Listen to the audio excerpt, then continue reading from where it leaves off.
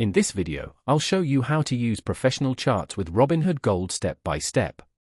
First, open your browser and go to the Robinhood website, then log into your account. Once you're on the dashboard, click on your profile icon, go to Settings, and make sure your Robinhood Gold subscription is active, since advanced charts are part of Gold features.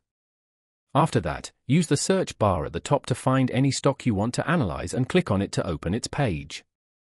Now, switch to the chart section and look for options like Advanced or Expand Chart. Click on it to open the professional chart view. Here, you can change timeframes like 1 day, 1 week, 1 year, or more. You can also add indicators such as moving averages, RSI, or volume by selecting the indicators option. Use drawing tools to mark support and resistance levels directly on the chart. You can zoom in or out and adjust the layout based on your preference. These tools help you better understand price trends and make more informed trading decisions. That's how you can use professional charts effectively.